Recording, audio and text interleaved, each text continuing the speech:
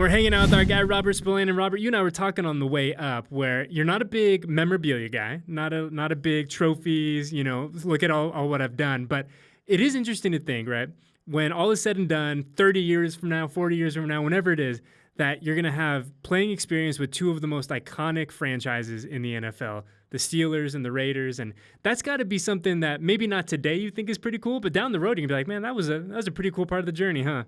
Without a doubt, it's been a blessing in my NFL journey, and this is we get to play against a team who I formerly played for the past 4 years, so I'm very excited about that. And we'll talk about the Steelers game coming up, but I'm just curious to go back to last year, week 15, Raiders, Steelers, nasty, out in Pittsburgh, bad weather, the whole deal. Did you ever think at any point leading up to that, if I would have told you, hey man, 6 months from now, you're going to be wearing the silver and black, like you probably wouldn't have believed me, huh? Yeah, no. As an NFL player, you try to take things day by day, focus on what you need to accomplish that day. So you're not really thinking too far in the future. But with how the offseason played out, it's a blessing to be out here in Vegas. What were your impressions of the guys on the other side of the line of scrimmage that day, or I guess you'd say that night in Pittsburgh?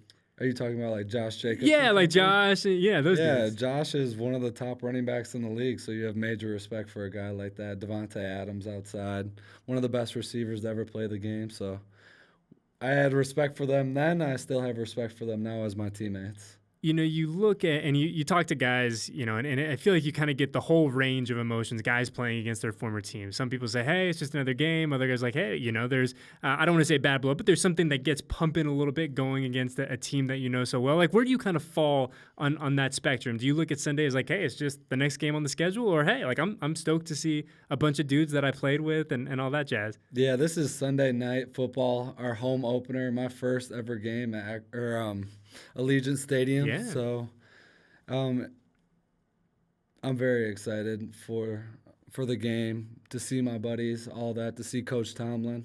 Still have a lot of love and respect for them, and I'm excited to go to battle with them. And we'll talk about the home opener, all the emotions and the best parts about football, right? The only game on at night, all eyes are going to be on Las Vegas. But, we go back to Sunday, a game in Buffalo that, we heard from Coach earlier today, corrections been made, you kind of move on. But, how easy is that to do in the NFL after a game like Sunday to kind of, compartmentalize and say, hey, that wasn't our best day. That's not who we want to be. Okay, let's acknowledge that, but let's get on to the next because we don't have enough time to wait.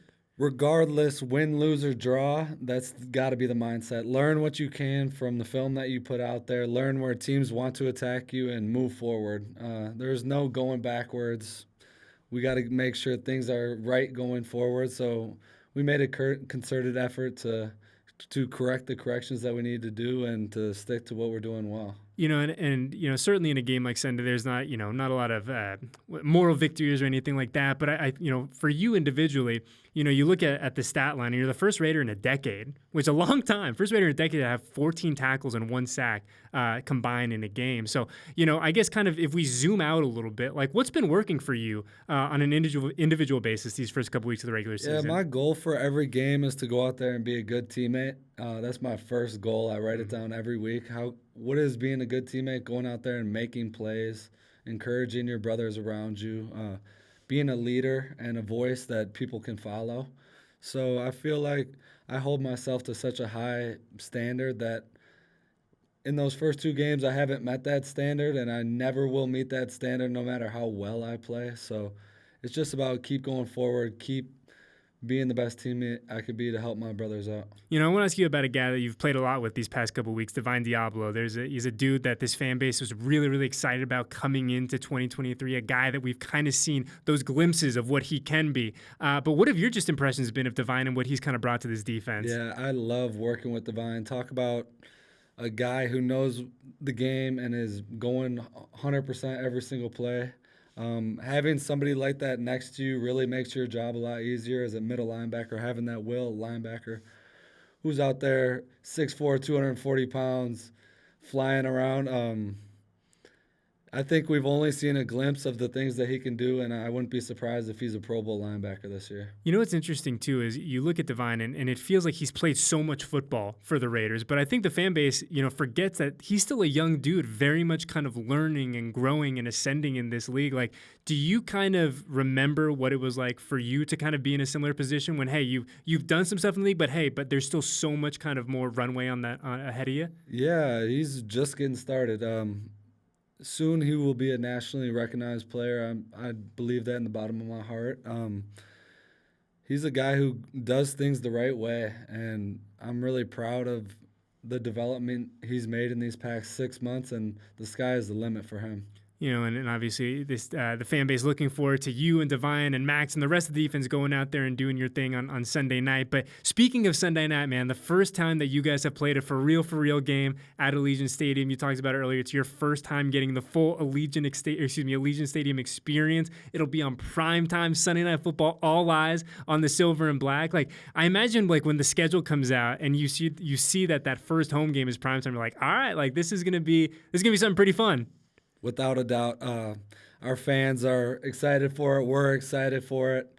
We got a bunch of family coming in town, so it's going to be a fun weekend, and we just got to come out of here with the W. It's funny, the league made us wait for this one, too. Week 3, it feels like the season's been going on forever. We even had a game down there at Allegiant. So you guys got to be excited to finally, have a non-travel weekend, if that makes sense. Yeah, we've been traveling around a lot, but that's just part of how business is done in the NFL. So we get our time at home, and we got to take advantage of it and give our fans a home win. Yeah, and we're excited to see you guys go out there and do your thing. Well, Robert, we appreciate you staying after meetings. I always tell people that when you guys come up after meetings, I got to give you some love because it's so easy to walk out that door. But you and Josh came up after meetings a few weeks ago. So we appreciate you guys for making your day a little bit longer, hanging out with us. Thank you for having me. Dude, absolutely. You get anytime you want, you're more than welcome. But best of luck on Sunday. Stay healthy, and we'll catch you soon. All right, brother? Thank you. Have a good one.